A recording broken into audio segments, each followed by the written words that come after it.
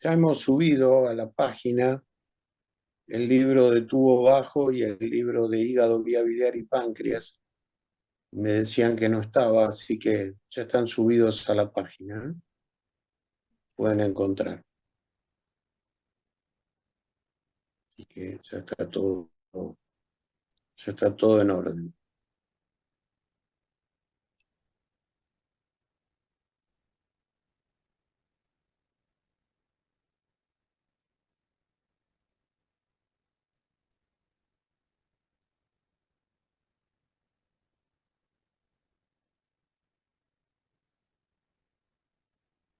Bueno, vamos a empezar por peritonitis. Está en el paciente agudo.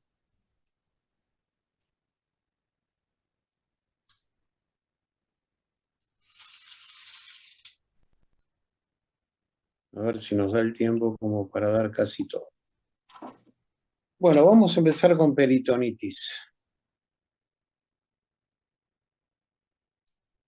Bueno, en primer lugar decir que una peritonitis es una inflamación de la cavidad peritoneal y se las divide en infecciosas y no infecciosas, y a su vez las infecciosas se clasifican en primarias, secundarias, terciarias, y podríamos llamar peritonitis raras. El problema es que la peritonitis, sobre todo la infecciosa, hasta el día de hoy sigue siendo una patología muy grave. Cuando un paciente tiene una peritonitis, hay una mortalidad más o menos de un tercio, si un 30% se puede morir. Empezamos primero con el concepto de peritonitis aséptica. En general, la peritonitis aséptica ocurre cuando se derraman en el peritoneo determinados líquidos naturales, por ejemplo, un quiste hidatídico, bilis, orina, sangre, la ruptura de un quiste de ovario. Y también puede ocurrir por la presencia de yodo, talco o contrastes radiológicos en la cavidad peritoneal. Es muy grave cuando el cirujano se olvida gasas o algún instrumental adentro del peritoneo. Eso se conoce con el nombre de oblito, y eso puede provocar una peritonitis que en pocas horas o pocos días va a evolucionar a una peritonitis infecciosa. Por eso van a ver ustedes que en el quirófano el cirujano siempre cuenta cuántas gasas ha introducido dentro de la cavidad y cuenta cuántas instrumental ha introducido en la cavidad, como para estar seguro de que no se olvide ningún instrumental o ningún cuerpo extraño. Después tenemos la peritonitis bacteriana primaria. Las peritonitis primarias, los gérmenes, no hay perforación en las peritonitis primarias, sino que los gérmenes llegan por vía hematógena o llegan por translocación bacteriana. Por vía hematógena, el germen es el neumococo y se produce en pacientes, en chicos que tienen neumococo en la vía aérea superior o que tienen una neumonía, y también se puede presentar en pacientes con lupus y en pacientes con síndrome nefrótico. Entonces, cuando usted tiene una peritonitis en estos pacientes, por supuesto, usted los va a operar, pero a lo mejor se encuentra con que no hay ninguna perforación y que es una peritonitis primaria producida por el neumococo. Por supuesto que en ese caso va a tener que ser tratada con antibióticos que cubran el neumococo, por ejemplo, levofloxacina, por ejemplo, ceftriaxona, por ejemplo, penicilina. Y después tenemos las peritonitis espontáneas que se producen por traslocación de gérmenes que vienen de la luz intestinal. Acá el ejemplo es la peritonitis espontánea del cirrótico. ¿Mm? Tenemos que decir que solo se traslocan los gérmenes gram negativos. No hay anaerobios. El más común es la Escherichia coli y le sigue la Klebsiella.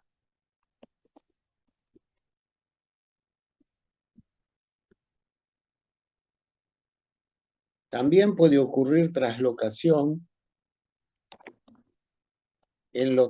puede también ocurrir traslocación en los pacientes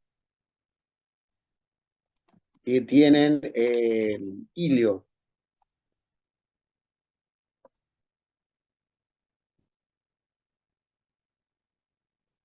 Y de vuelta son gérmenes solamente gram negativos.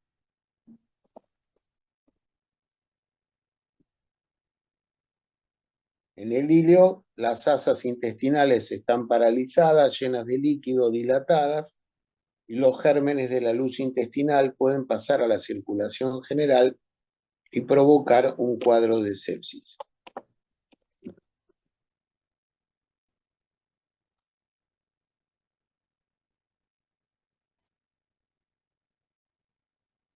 Muy bien. Después tenemos las peritonitis secundarias, que son las peritonitis que habitualmente ustedes van a ver en la práctica cotidiana. Estas peritonitis secundarias en general son peritonitis donde hay perforación intestinal, puede haber perforación del colon, perforación de una úlcera gástrica o duodenal. La pancreatitis aguda, cuando se perforan pseudoquistes infectados, pueden provocar también peritonitis. La isquemia mesentérica y las colitis isquémicas, porque la isquemia produce necrosis de la pared del colon y eso se comporta como una perforación. Las apendicitis, las diverticulitis, el megacolon tóxico asociado a la enfermedad de Crohn o la colitis ulcerosa, la enfermedad inflamatoria pelviana, la colecistitis aguda con perforación vesicular, el embarazo ectópico cuando se rompe y la torsión ovárica. Todos esos son cuadros que cursan con perforación. Se habla de peritonitis urinosa cuando ocurre la perforación de la vejiga y llega orina al peritoneo. Todas estas son en general polimicrobianas con presencia de gérmenes gram negativos y anaerobios. Los gram negativos suelen ser Escherichia coli, Klebsiella, Morganella, Citrobacter, Proteus, Pseudomonas, Acinetobacter. Dentro de los anaerobios están los bacteroides fragilis. Puede haber enterococos, pero en general en las peritonitis secundarias esos enterococos no se los considera agentes causales, sino se los considera como gérmenes que simplemente están acompañando la infección. Entonces no van a ver que no se los tiene en cuenta para el tratamiento antibiótico de la peritonitis. Tenemos también peritonitis por procedimientos invasivos en el peritoneo. Acá puede ser que se infecta el peritoneo al hacer una punción de líquido asítico o una punción abdominal. También en la diálisis peritoneal, cuando se coloca el catéter para diálisis peritoneal, ese catéter puede infectarse. En general, los gérmenes en estos casos son el estafilococo y la cándida. Y después tenemos casos raros que son las peritonitis terciarias.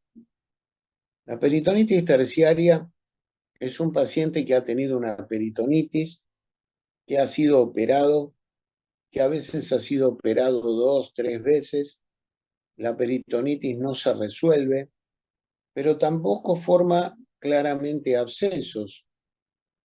Estos pacientes presentan así una peritonitis difusa y persistente que no se tabica y tienen altísima mortalidad y mueren sépticos y con fracaso de múltiples órganos.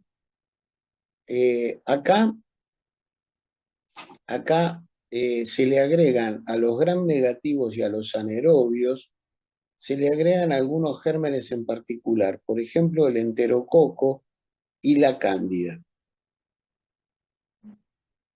Después tenemos peritonitis por gérmenes raros, ahí tenemos la peritonitis tuberculosa, la peritonitis por Mycobacterium avium en pacientes HIV positivos, peritonitis por hongos como cándida, histoplasma, criptococo y coccidioide, peritonitis por parásitos, esquistosomiasis, oxyurus, ascaris, amebas, estrongiloides.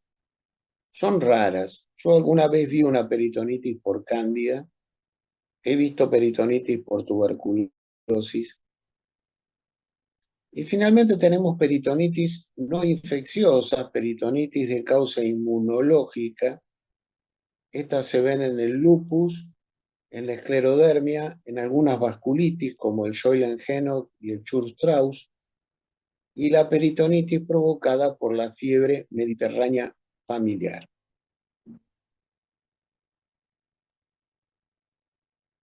¿Cuál es el cuadro clínico que va a tener el paciente con peritonitis?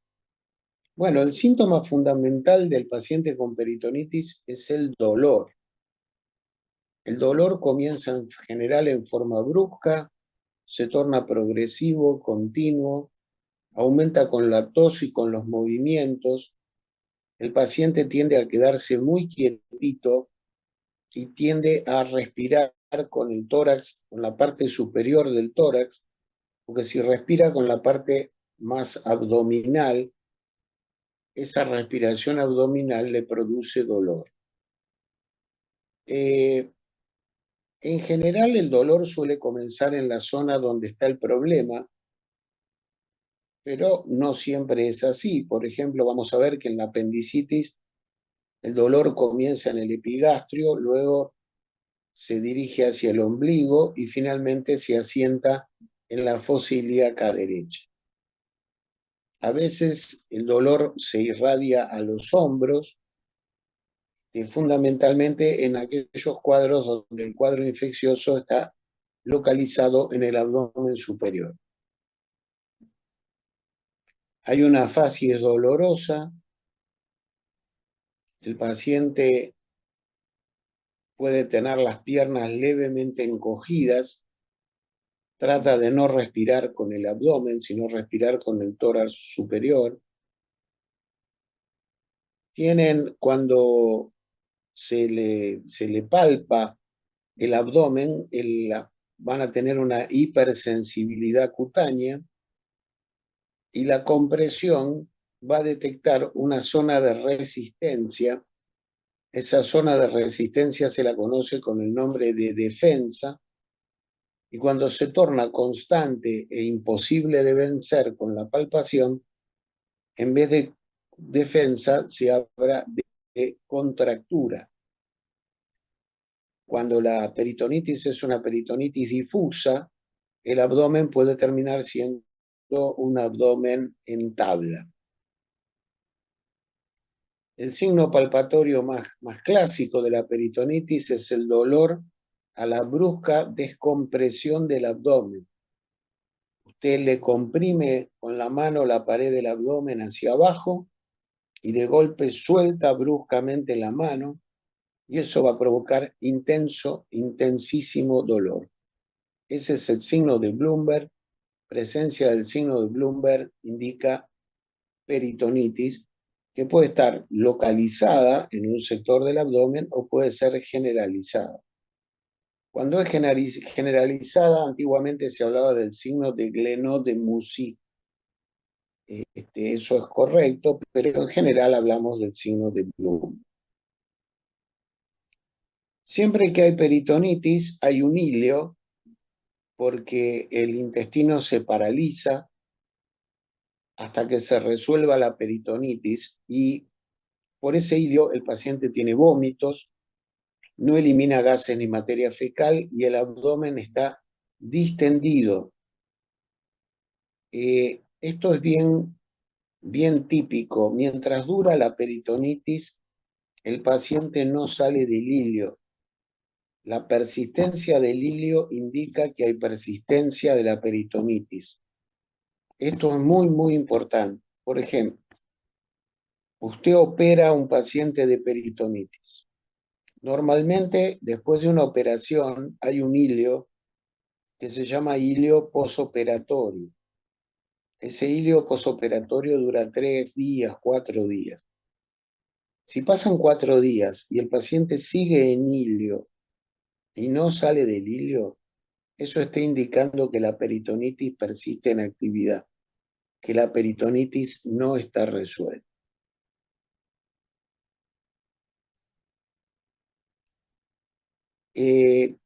Toda peritonitis produce la aparición de ascitis.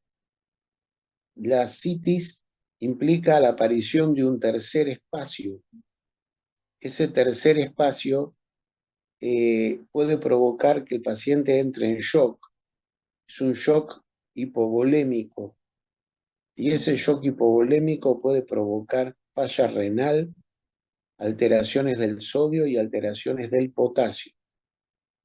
Además, también el hilio, por las asas que están paralizadas y distendidas, retienen el líquido y también ahí se forma un tercer espacio y también a eso puede contribuir a la aparición del shock hipovolémico.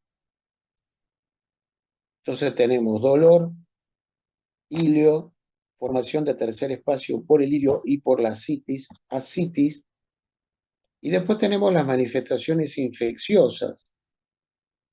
Las manifestaciones infecciosas son la presencia de fiebre, la presencia de escalofríos, hay temperatura diferencial. La temperatura diferencial es que usted le toma la temperatura axilar y la temperatura rectal. Lo normal es que la rectal es 1 grado mayor que la axilar. Si la rectal supera la axilar en más de 1 grado, se dice que hay temperatura diferencial. Y esa temperatura diferencial es común en los pacientes que tienen cuadros peritoneales. La infección produce por la bacteremia, taquicardia, taquipnea y puede producir broncoespasmo con insuficiencia respiratoria y cianosis. Si el cuadro séptico no es tratado rápidamente, en este caso tratarlo implica, por un lado, la cirugía y el lavado y la limpieza de toda la cavidad y el uso de los antibióticos, ocurre lo que se llama un fracaso de múltiples órganos. Ese fracaso de múltiples órganos va a generar insuficiencia renal aguda por necrosis tubular aguda, hemorragia digestiva por gastritis erosiva, coagulación intravascular diseminada, hígado de sepsis, distrés respiratorio, colecistitis alpitiásica, encefalopatía séptica con trastornos del sensorio, tendencia al shock séptico y falla cardíaca secundaria a la sepsis. En general, esto es el último periodo que ya lleva a la muerte del enfermo.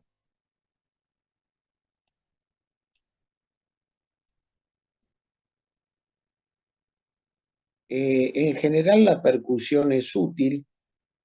Lo que pasa es que es difícil percutir un abdomen peritonítico por el dolor que le trae al paciente.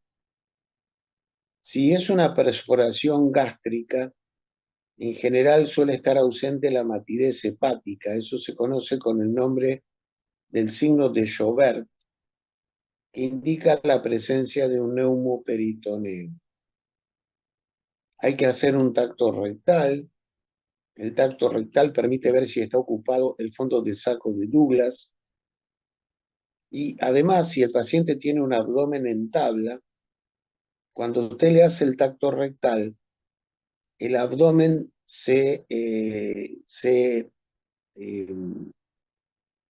deja de estar en tabla, es como se relaja, salvo en la zona donde está el problema.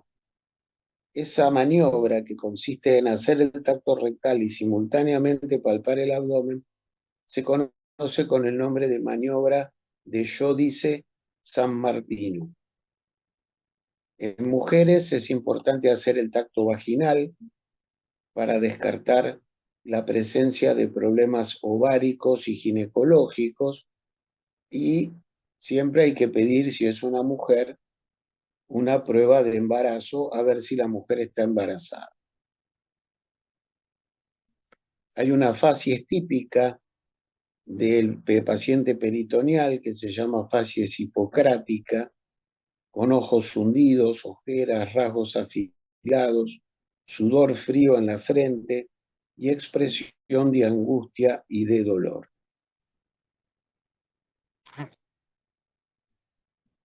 Bueno, muy bien.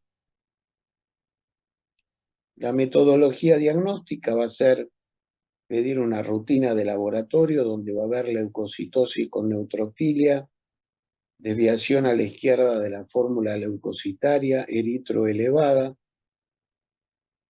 Si hay una gran hemoconcentración, el hematocrito puede estar elevado. Se le debe pedir un ionograma. Se puede pedir una amilasa para ver si hay un problema pancreático. Se le va a pedir gases en sangre y siempre se va a hacer un análisis de orina. Hay que hacerle hemocultivos, porque si los hemocultivos son positivos, es una peritonitis con sepsis, y eso implica un diagnóstico de mucha mayor gravedad.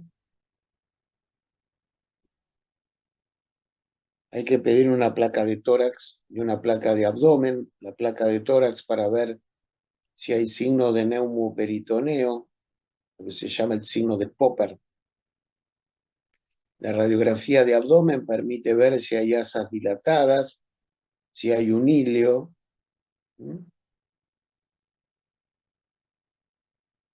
Hay algunos signos sobre las asas de que hay peritonitis. Uno es el signo del vidrio esmerilado y otro es el signo del reboque.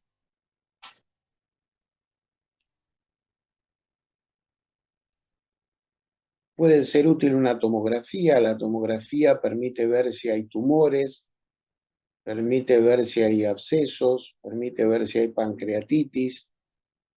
Hay que recordar que el 25% de los abscesos interasas no se detectan en la tomografía.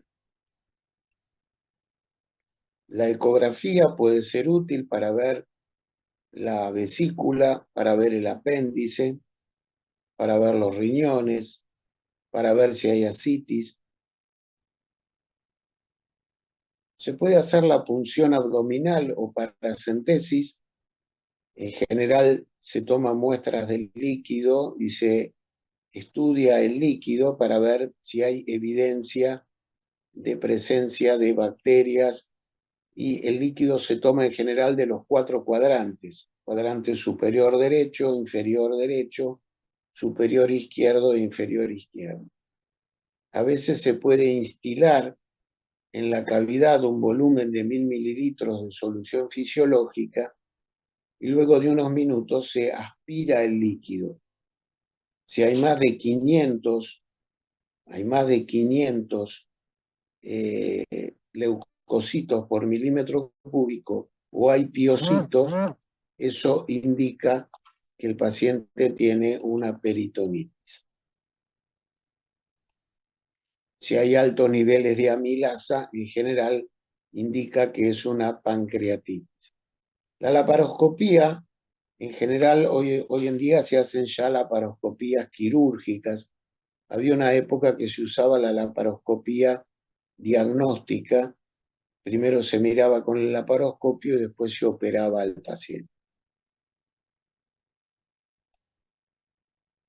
Vamos al tratamiento. ¿Cómo se tratan las peritonitis secundarias? Bueno, el paciente debe, por supuesto, el tratamiento es quirúrgico. No se puede tratar una peritonitis solo con antibióticos. El tratamiento es quirúrgico, hay que lavar la cavidad peritoneal y hay que darle antibióticos. Los antibióticos, lo ideal es que la primera dosis la reciba el paciente antes de ir al quirófano. Y hay que cubrir gram negativos y anaerobios. Se puede usar ceftriaxona, 1 gramo cada 8, con metronidazol, 500 miligramos cada 8 o cada 12. Se puede usar ceftazidime, 1 gramo cada 8 y metronidazol, 500 cada 8 o cada 12. Se puede usar cefoperazona, 1 gramo cada 8 más metronidazol. Gentamicina, 80 cada 8 más metronidazol. O amicacina, 500 cada 12 más metronidazol. Las cefalosporinas de tercera, la ceftriaxona, la ceftazidime y la cefoperazona cubren gram negativos. El ceftazidime y la cefoperazona tienen la ventaja de que dentro de los gram negativos cubren además a la pseudomona. La gentamicina y la amicacina son aminoglucósidos que cubren los gérmenes gram negativos. Los antibióticos se deben administrar por vía intravenosa y una peritonitis se trata por lo menos durante 14 días. A veces el tratamiento se prolonga hasta 21 días.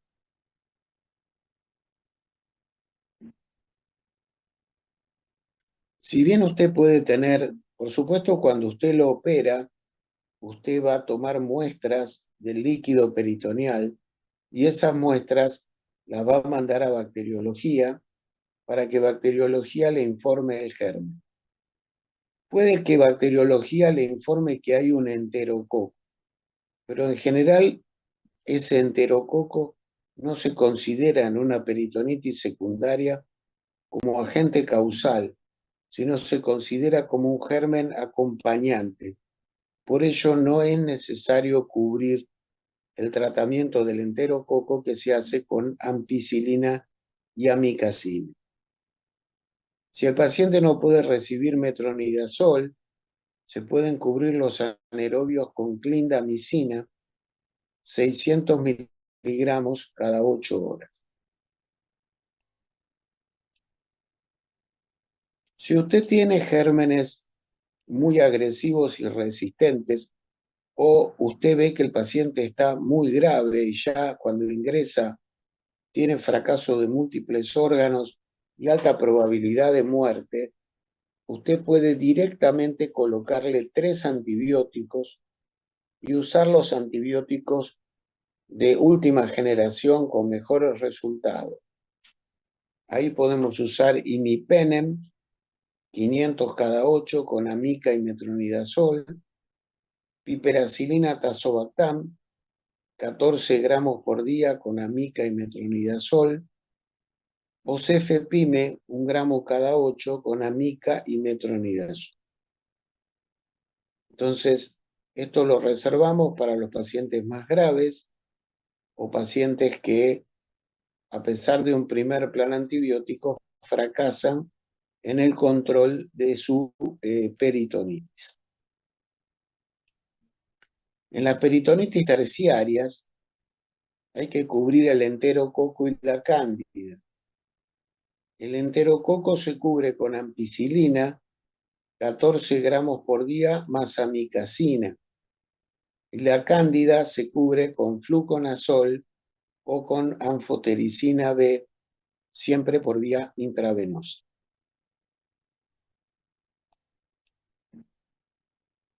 Bueno, con esto terminamos lo de peritonitis. Vamos a pasar al capítulo de abdomen agudo. que lo vamos a pasar bastante rápido. Después ustedes lo pueden leer con más detenimiento.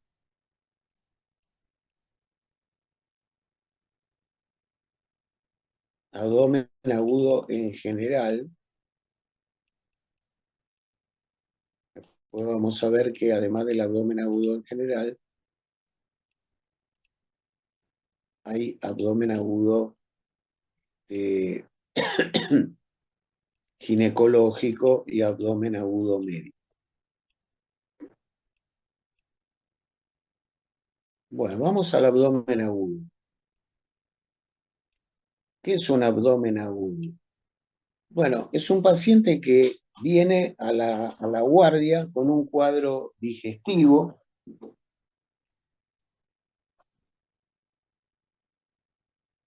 la mayor parte de las veces con dolor, y es necesario que usted evalúe a ese paciente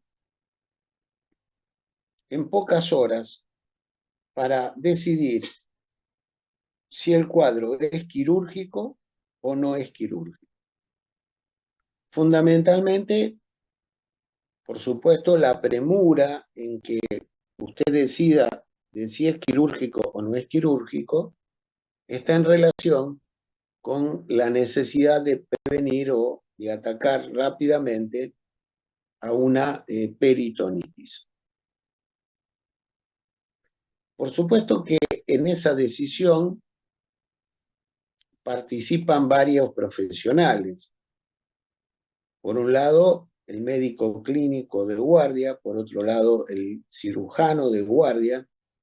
A veces hasta se lo convoca al terapista para que él también vierta su opinión. Y si hay dudas de un abdomen ginecológico, también se le consulta a la ginecóloga. El abdomen agudo puede ser por peritonitis, por hemoperitoneo, por oclusión intestinal, por obstrucción del cístico del colédoco, por obstrucción urinaria, isquémico de tipo traumático o por distensión de superficies viscerales.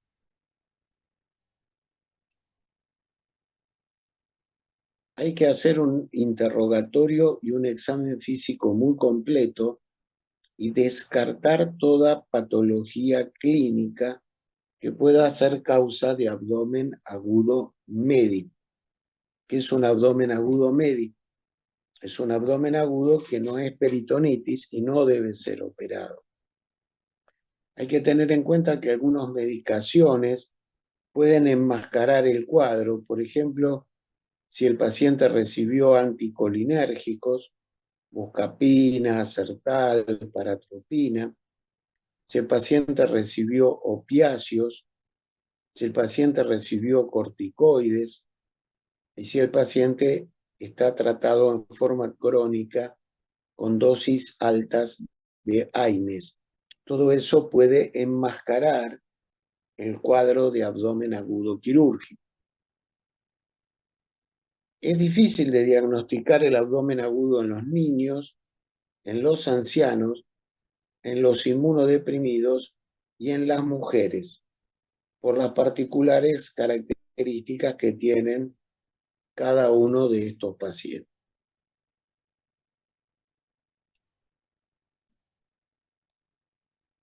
Ahora aparecen en el libro una serie de cuadritos donde habla de qué causas uno piensa cuando el dolor está localizado en el hipocondrio derecho, qué causas uno piensa cuando el dolor está en el hipocondrio izquierdo, cuando el dolor está localizado en la fosa ilíaca derecha, cuando el dolor está localizado en la fosa ilíaca izquierda, cuando el dolor está en la zona periumbilical, cuando el dolor está en el hipogastrio o cuando el dolor está en el epigastrio, o cuando el dolor es centroabdominal, con tendencia al shock y sin defensa abdominal.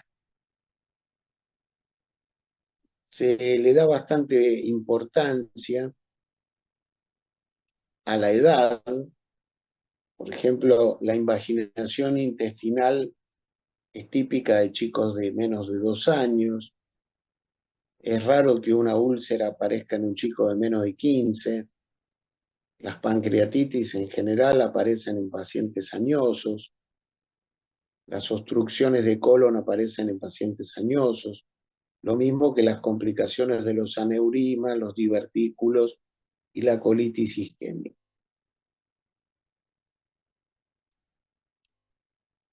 Hay que hacer un buen interrogatorio de cuándo empezó el dolor, cómo empezó el dolor, cómo evolucionó a lo largo de las horas el dolor, dónde se localizó al comienzo y cómo se propagó o hacia qué zonas irradió el dolor.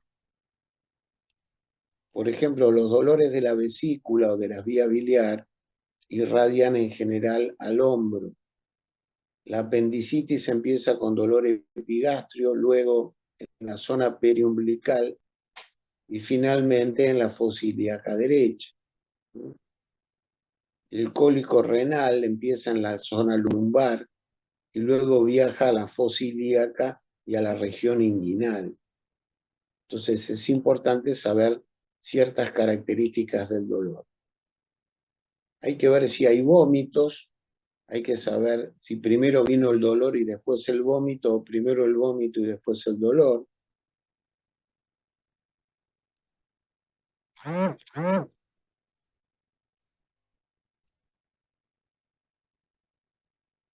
Es muy raro que el paciente tenga abdomen agudo con diarrea. En general, los abdómenes agudos con diarrea, la mayoría de los casos son abdómenes agudos médicos. Pero a veces la apendicitis puede comenzar con diarrea y luego rápidamente evolucionar al ilio y a la constipación. Es muy común la constipación por ilio en los pacientes que tienen peritonitis. Por supuesto, en la mujer hay que preguntar fecha de la última menstruación, si los ciclos son regulares, fecha exacta de la última menstruación, si es irregular en los ciclos, si ha habido retrasos o anticipaciones de los periodos, y hay que solicitar pruebas de embarazo.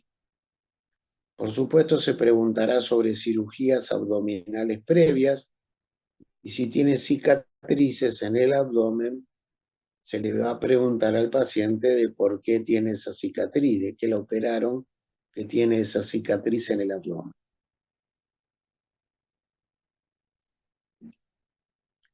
En la inspección general es muy común que usted al paciente le palpe el abdomen y el tipo, como tiene miedo de que lo operen, él le dice que no tiene dolor. Pero cuando usted le palpa el abdomen, usted le ve que la cara es una cara que denuncia la existencia del dolor. Es muy común la sudoración y la cara pálida en las úlceras perforadas, en las pancreatitis agudas y en las estrangulaciones agudas del intestino. Usted le tiene que apoyar la mano en la rodilla. Si la rodilla está muy fría y húmeda, cuidado porque eso indica que el paciente está entrando en shock. Puede haber aleteo nasal, puede haber broncoespasmo. En general, los pacientes que están con peritonitis se quedan quietitos, no se mueven, porque todo movimiento les produce mucho dolor. A veces tienden a flexionar ligeramente las rodillas para disminuir el dolor. Esa flexión, si es del lado derecho, es bastante común de ver en la apendicitis cuando es retrocecal y también en los abscesos del psoas. Los pacientes que tienen cólico renal están inquietos y se mueven todo el tiempo. Hay que tomarle el pulso, la presión arterial, para ver si el paciente tiene tendencia a la taquicardia y al shock, la frecuencia respiratoria, la temperatura axilar y rectal en busca de la temperatura diferencial, hacer el examen del abdomen. El examen del abdomen es la inspección a simple vista, ver si hay distensión abdominal. Las causas de distensión abdominal son el embarazo, el meteorismo, la citis, el hilio y la obesidad. Entonces, en el caso de las peritonitis, hay hilio y hay ascitis, por eso el abdomen está distendido. Si es una distensión asimétrica, puede tener un vólvulo, puede tener un quiste de ovario o un pseudoquiste de páncreas. A veces usted palpa una tumoración y usted tiene que diferenciar si la tumoración es del abdomen profundo o es de la superficie, si es de la pared. Para eso le dice al paciente que ponga en tensión los músculos del abdomen, levantando la cabeza o realizando la maniobra de Valsalva. Si la tumoración es de la pared, permanece de igual tamaño o aumenta de volumen. Hay que revisar los orificios herniarios para ver si el paciente no tiene alguna complicación de una hernia abdominal, ver las cicatrices que tiene en la pared abdominal.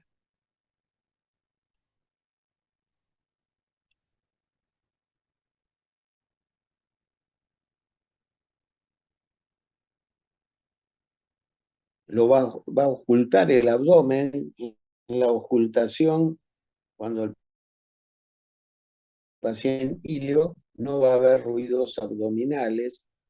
Si es un hilio de causa oclusiva, en las primeros de lucha, en los cuales el paciente con esos ruidos de lucha está tratando de sobreponerse al hilio.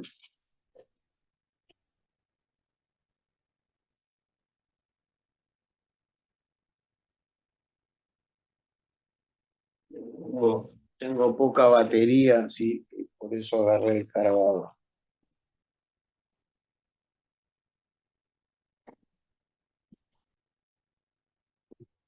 A veces se pueden escuchar soplos en el abdomen. Esos soplos pueden ser importantes porque pueden detectar la presencia de aneurismas.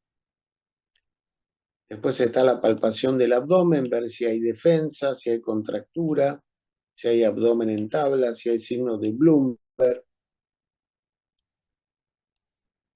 El tacto rectal, ya dijimos, el tacto vaginal, ver si hay signos de sepsis, si hay signos de shock.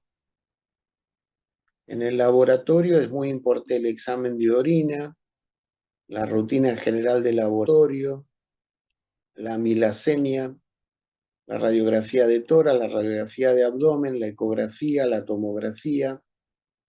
Es muy raro que necesitemos una angiografía. A veces se puede analizar el líquido abdominal mediante una punción y hacer el lavado peritoneal, como ya explicitamos. Así que eso es básicamente lo de abdomen agudo, que como ven, tiene bastante superposición con lo que dimos de peritonitis. Vamos a hablar un poco del abdomen agudo médico, que es un tema muy lindo, un tema lindo y difícil.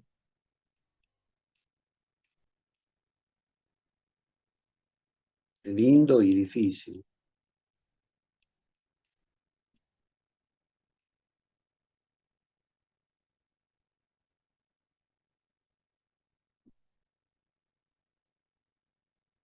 Bueno, ¿qué es esto del abdomen agudo médico? Es un paciente que tiene un abdomen agudo, pero que no es quirúrgico, no debe ser operado y no tiene una peritonitis. Hay que tener cuidado con esto, porque si usted opera a estos pacientes, es una operación innecesaria que muchas veces termina agravando lo que el paciente presenta. Hay causas comunes y causas raras de abdomen agudo. Vamos a empezar por las causas comunes. Que el paciente tenga una úlcera, que el dolor abdominal sea por úlcera o sea por gastritis. Por supuesto, usted no opera ni una úlcera ni una gastritis. Pero es difícil que usted se confunda una úlcera o una gastritis con un abdomen agudo. Si usted hace un buen interrogatorio, el paciente tiene acidez, el paciente tiene el dolor en la zona epigástrica, de última le puede hacer una endoscopía. Los ilios que no son obstructivos, hay ilios que son paralíticos, esos ilios paralíticos usted se los puede confundir con un abdomen agudo, quirúrgico. El colon irritable, la diarrea aguda y las toxinfecciones alimentarias, los pacientes que tienen gastroenteritis, las disenterías, pacientes que tienen diarreas agudas con moco, sangre y pus. Dentro de las disenterías, la fiebre tifoidea es una de las causas más importantes. La enfermedad de Crohn y la colitis ulcerosa, ambas pueden dar un abdomen agudo, que es cuando ambas evolucionan al megacolon tóxico. Pero la colitis ulcerosa y el Crohn per se no dan abdomen agudo. La tuberculosis intestinal, la hepatitis alcohólica, la pancreatitis aguda, la pancreatitis crónica. Los hematomas en pacientes anticoagulados pueden ser hematomas mesentéricos o hematoma de las vainas de los rectos. El síndrome de la fosa ilíaca derecha, que no es de causa apendicítica, eso lo vamos a estudiar el día que demos apendicitis, pero por ejemplo usted puede tener un cólico renal, puede tener una infección urinaria, la ruptura de un quiste de ovario, y son todos diagnósticos diferenciales de la apendicitis. La endometriosis, que es la siembra de endometrio en el peritoneo, la neumonía, la pleuritis seca, el derrame pleural, el infarto agudo del miocardio. Por supuesto, estamos hablando del infarto agudo del miocardio de la cara inferior. Siempre le tiene que hacer un electro al paciente con abdomen agudo, porque para ir al quirófano tiene que tener un electro. Y siempre lo tiene que agrupar, por si en el quirófano el paciente necesita sangre. La pericarditis, la insuficiencia cardíaca por dilatación de la cápsula de Gleason, el neumotórax, el cólico biliar, el cólico renal, la pielonefritis. Y acá hay algunas causas que a mí me interesan en particular. Una es la acidosis metabólica. Cuando usted en los gases en sangre tiene acidosis metabólica, la acidosis metabólica puede irritar el peritoneo. Entonces produce un cuadro de dolor abdominal y además la acidosis puede cursar con náuseas y vómitos. Entonces usted tiene un paciente con dolor abdominal, náuseas y vómitos, y usted dice tiene una peritonitis, lo operamos. Conclusión. Antes de meter al quirófano a un paciente hay que tener gases en sangre. Y si tiene acidosis metabólica hay que evaluar muy bien si tiene una peritonitis o si el cuadro es por la acidosis. Esto no es sencillo, porque por ejemplo puede pasar que usted tenga un diabético que esté en cetoacidosis y tenga una peritonitis, y la peritonitis sea la causa de la cetoacidosis. Entonces, en esos casos lo que se hace es, se trata intensamente la acidosis durante algunas horas. Si el cuadro abdominal no desaparece, lo opera. Lo opera porque es que tiene las dos cosas.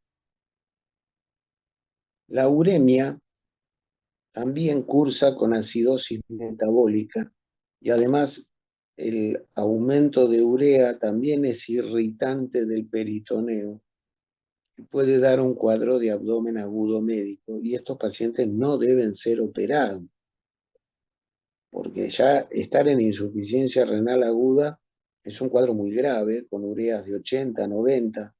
Si usted encima lo opera, le agrega gravedad al cuadro clínico que tiene el paciente. La insuficiencia suprarrenal aguda, los pacientes en insuficiencia suprarrenal aguda tienen hiponatremia, hiperpotasemia, acidosis metabólica, y el dolor abdominal es por la acidosis metabólica. Es muy común que tengan náuseas y vómitos. Entonces usted acá también puede meter la pata con mucha facilidad. El hiperparatiroidismo puede cursar con dolor abdominal, constipación, pero no hay franco signo de peritonitis. Los infartos y abscesos del bazo y la migraña abdominal. A veces se acuerdan que cuando dimos la clase de jaqueca o migraña, dijimos que algunos jaquecosos tienen tantos síntomas digestivos, náuseas, vómitos, diarrea, que uno puede pensar que tiene un cuadro abdominal y en realidad lo que está gatillando todo el cuadro es la migraña. Después tenemos causas raras. Causas raras tenemos las porfirias. No cualquier porfiria, yo acá pondría porfiria intermitente aguda.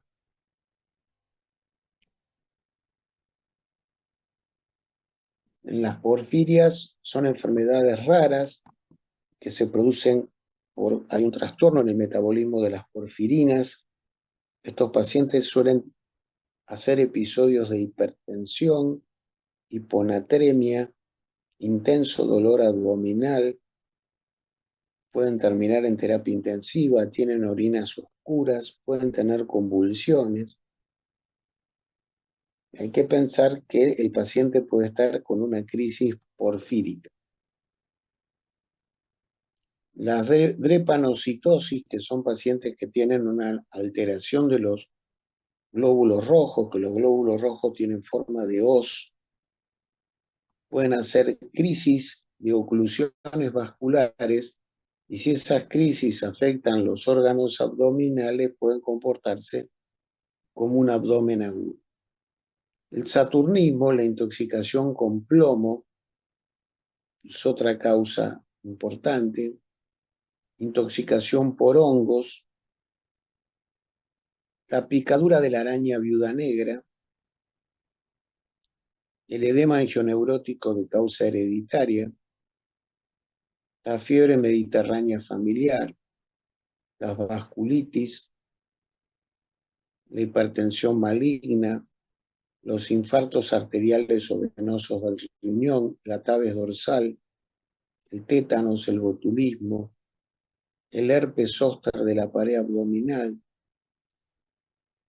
Algunas drogas, por ejemplo la teofilina, la digoxina, la calcitonina, la colchicina, el bario, la suspensión brusca de los opiáceos,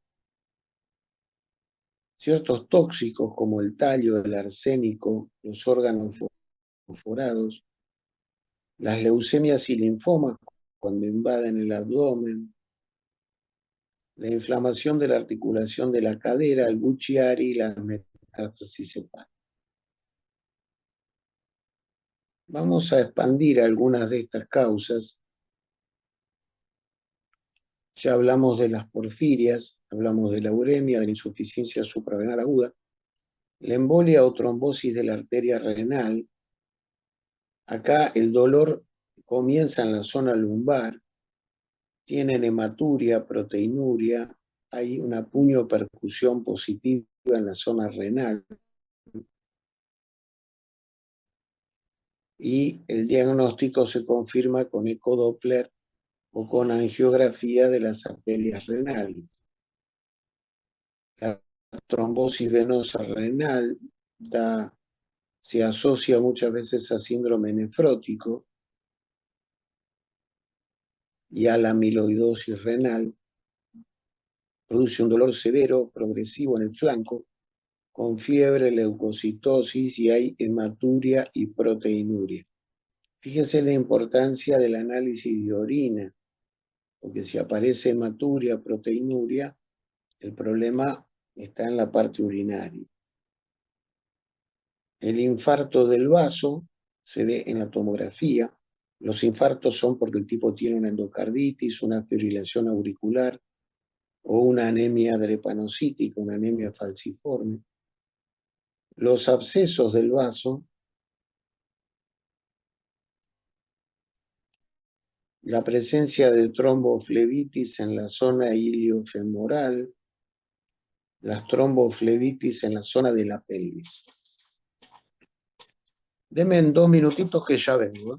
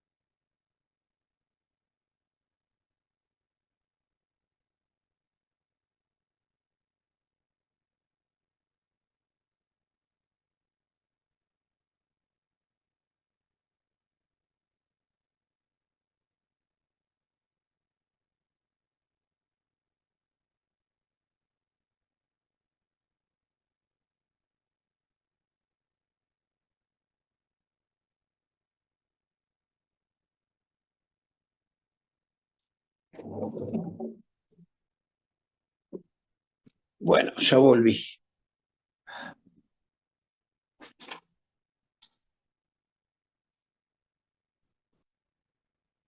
Las, las tromboflebitis pelvianas son muy graves, aparecen en mujeres posparto, posaborto, poscirugía ginecológica. Son muy graves porque pueden dar TEP. Entonces, y dan un TEP séptico porque se produce la trombosis de las venas de la pelvis, pero es una trombosis con gérmenes. Entonces, cuando esos gérmenes y esa trombosis larga émbolos, los émbolos van a parar al pulmón, pero van a producir un tromboembolismo pulmonar séptico. Se los trata con antibióticos, con heparina, y a veces pueden requerir la ligadura de la vena cava para evitar las embolias sépticas. Las vasculitis pueden producir infartos intestinales, hemorragias, ulceración, perforación, colecistitis alitiásica, apendicitis, pancreatitis. Así que las vasculitis, yo recuerdo, por ejemplo, una vez tuve un paciente con un lupus que hizo una vasculitis lúpica y por la vasculitis hizo 4 perforaciones intestinales. El hematoma de la vaina de los rectos se ve en pacientes anticoagulados, en embarazadas, en pacientes con tos, con traumas o pacientes que hacen mucho esfuerzo porque están muy constipados. Son fáciles de diagnosticar porque se ven en la ecografía, se ve que es una patología de la superficie del abdomen. Los hematomas de adentro del peritoneo pueden ser intramurales, pueden ser de la vaina de los rectos, del músculo psoas, puede haber hematomas adentro del peritoneo y retroperitoneo. Esos requieren la realización de una tomografía.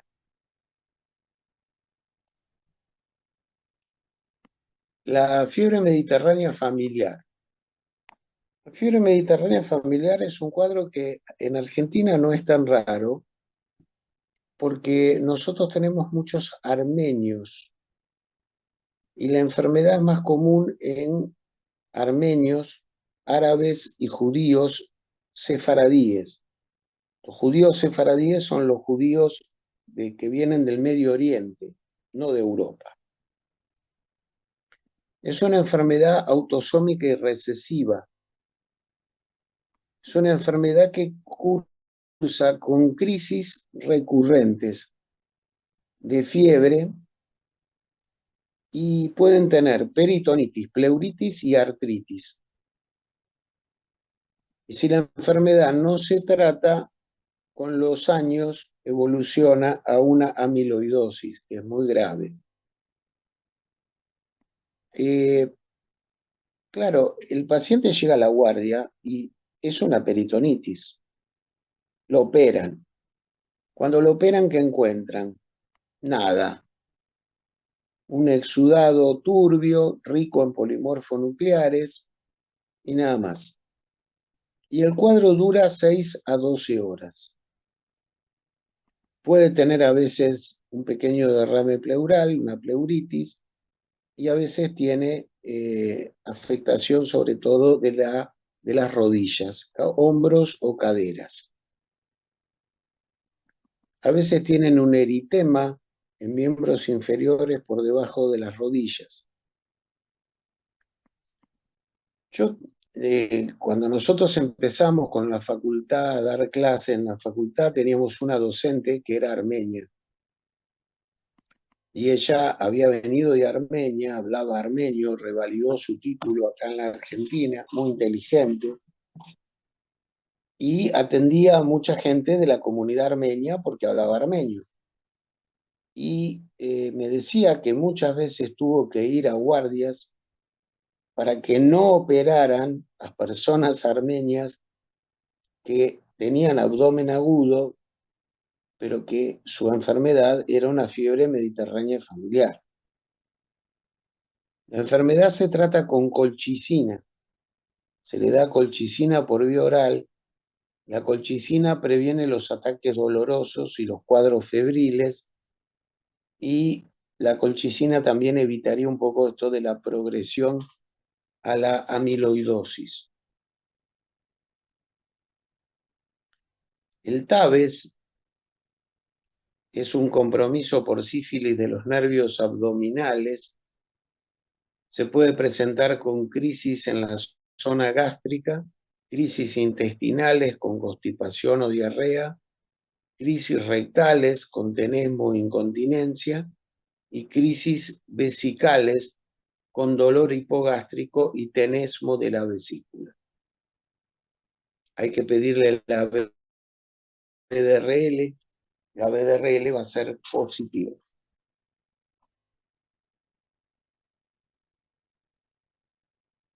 La perihepatitis gonocóxica y la perihepatitis por clamidias están descritos sobre todo en mujeres. Aparentemente llegarían el gonococo, las clamidias, a partir de los anexos, a partir de las trompas, llegarían al peritoneo y producirían esta perihepatitis, o sea, una inflamación de los tejidos que rodean al hígado. El cuadro es febril, tiene náuseas, tiene vómitos, dolor en el hipocondrio derecho. Se puede escuchar un frote en esa zona. Se ha descrito también en hombres y en homosexuales. Es un cuadro raro, yo nunca lo he visto.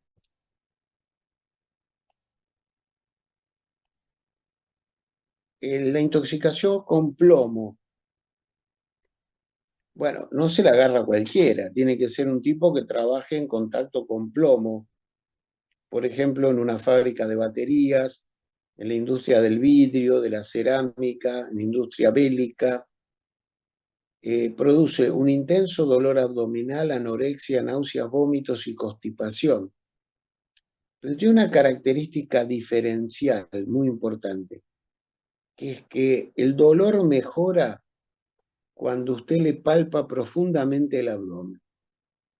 Eso es algo típico. O sea, si usted le comprime intensamente el abdomen, paradójicamente el dolor mejora.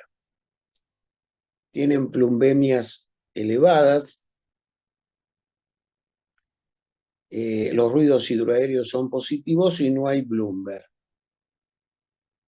Mejora el abdomen por cólico saturnino con la administración de gluconato de calcio intravenoso. Y por supuesto, hay que hacerle el diagnóstico con dosaje de plomo. Los glóbulos rojos presentan un punteado basófilo, que eso también ayuda a hacer el diagnóstico.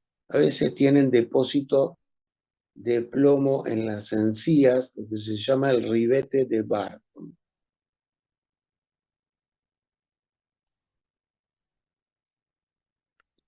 La picadura de la araña, tipo Lactrodectus mactans, es una araña bastante común. La araña cuando te pica produce un dolor abdominal severísimo, con rigidez de la pared, disminución de los ruidos hidroaéreos y distensión abdominal. Tienen náuseas, tienen vómitos, pueden tener convulsiones, fiebre y arritmia. Se pueden morir hasta el 1 al 4% de los casos. Se recuperan en 12 a 24 horas. Se produce porque la araña inyecta una sustancia que provoca una masiva liberación de acetilcolina. Tienen bradicardia, miosis y cialorrea.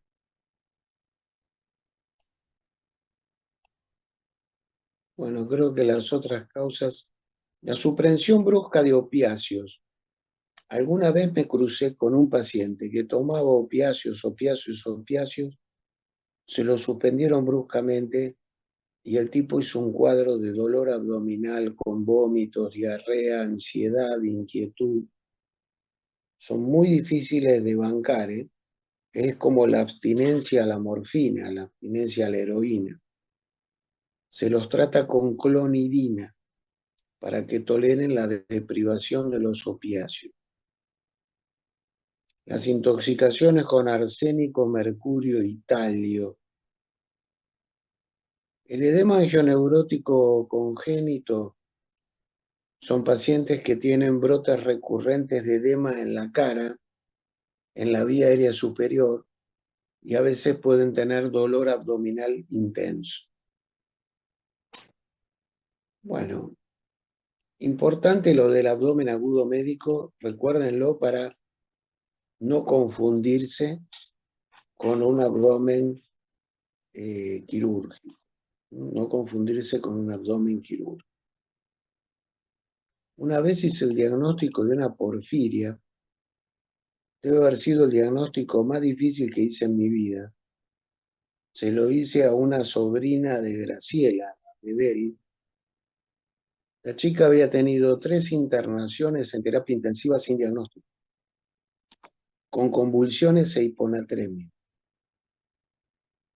Nadie sabía qué tenía y yo le pregunto si además de eso tenía algún otro síntoma. Me dice dolor abdominal. Cuando me dice dolor abdominal, yo pienso abdomen agudo médico, que de hiponatremia y que de convulsiones. Enseguida pensé porfiria. Y le pregunto por el color de la orina. Me dice, la orina era oscura, pero pensaron que tenía una infección urinaria, pero no tenía germen. O sea, la chica tenía una crisis porfiria. La mandé al centro de porfirias con una nota diciendo que creo que tiene una porfiria, y efectivamente la chica tenía una porfiria. Se ven que estas cosas existen, no es que no existen, ¿eh? Cosas existen. Por vasculitis vi, ya les conté que vi una vasculitis por lupus con 4 perforaciones abdominales. Fiebre mediterránea yo no vi, pero me acuerdo de lo que me contaba esta compañera de origen armenio. Saturnismo tampoco vi. Las otras causas, he visto la suspensión brusca de opiáceos eso sí, yo lo he visto.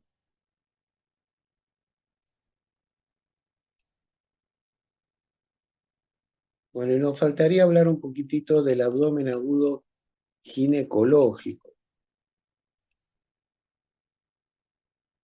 Bueno, el abdomen ginecológico, por supuesto, usted va a tener que hacer todo el interrogatorio ginecológico, cuántos embarazos tuvo, cuántos partos, cuántas cesáreas, cuántos abortos, fecha de última menstruación, fecha de inicio de relaciones sexuales, número de parejas sexuales, hábitos sexuales, último control ginecológico, cambios en la orina, cambios del ritmo evacuatorio, dolor en relación a la menstruación, al puerperio, al raspado uterino, a maniobras instrumentales.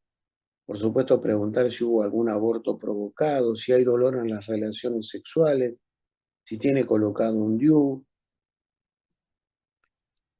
Lo ideal es, si hay una ginecóloga en la guardia, que la evalúe la ginecóloga porque tiene más experiencia que nosotros. Si no hay una ginecóloga, bueno, uno le tiene que hacer el examen ginecológico, el tacto vaginal y el examen ginecológico. En el laboratorio hay que pedirle la prueba de embarazo, es muy importante la ecografía, es muy importante ver si el fondo de saco de Douglas está ocupado. ¿Y cuáles son las causas de abdomen ginecológico agudo? Bueno, en primer lugar la EPI, que es la infección pelviana, infección de los anexos, muy común en mujeres jóvenes con actividad sexual. Un mioma que haya sufrido cierto proceso de necrosis, la torsión del pedículo de un tumor de ovario, la torsión de una trompa, la torsión de un mioma que tenga un pedículo, la ruptura de un embarazo ectópico, la ruptura de un quiste folicular, la presencia de un quiste lúteo hemorrágico, la endometrosis, la paquisalpingitis hemorrágica, secundario a hiperestimulación ovárica. Esto ocurre en las pacientes que hacen tratamientos de fertilización. Se le da drogas para que ovulen gran cantidad de ovocitos y eso a veces puede provocar un abdomen agudo ginecológico. Perforación de útero por maniobras abortivas, y ahí está el corioncarcinoma y el corioadenoma destruens como dos enfermedades graves asociadas a el embarazo. Entonces, recordar que el abdomen agudo en la mujer, lo que hace que sea más complejo, es esto, que hay que evaluar toda la patología ginecológica y descartar toda la patología ginecológica. Lo ideal es, si usted tiene una ginecóloga en la guardia, que le evalúe la ginecóloga, que le haga el tacto a la ginecóloga, si hay un ecografista, que le haga una ecografía. Si usted no encuentra nada ginecológico, no hay prueba de embarazo positivo y usted descarta todo lo ginecológico, bueno, la trata como un abdomen agudo quirúrgico o médico que no sea de una mujer. Es exactamente el mismo como se trata cualquier abdomen agudo quirúrgico o médico. Esto es lo que por eso incluí este capítulo, como para que ustedes lo tengan en cuenta esto, más que nada porque, bueno, las mujeres son la mitad de la población, o sea, te pueden caer chicas jóvenes con cuadros abdominales, a lo mejor tiene una apendicitis, pero puede tener una ruptura de un quiste, una ruptura de un tumor, una torsión de un anexo. Entonces, estas cosas hay que tenerlas en cuenta. Bueno, dimos todo lo que yo quería darles. Todo está bastante encadenado, todos los temas están bastante encadenados. Es un lindo tema, aparte de que es un lindo tema, es un tema muy útil para las guardias, porque Cuando ustedes hacen guardias, llegan a la guardia pacientes con abdomen agudo, que usted va a tener que definir si es abdomen agudo médico o abdomen agudo quirúrgico. Si es quirúrgico, lo va a tener que operar y le va a tener que poner plan antibiótico para su peritonitis. Bueno, no sé si quieren preguntar algo, si hay alguna duda.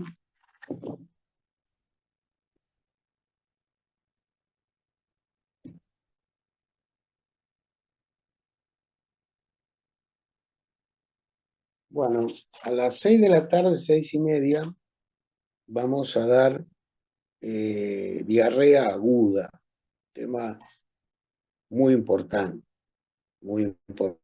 diarrea aguda, sobre todo qué causas dan diarrea aguda, cómo se tratan las distintas causas, cuándo se interna una diarrea aguda, cómo se estudia una diarrea aguda, cómo se trata una diarrea aguda. ¿Mm? Así que es un tema muy importante, lo vamos a dar a las 6:30 de la tarde. Bueno, os dejo en libertad. Muchas gracias, doctor. Muchas gracias, doctor. Chao, Buenas profe, gracias. Gracias. Chao, hasta luego.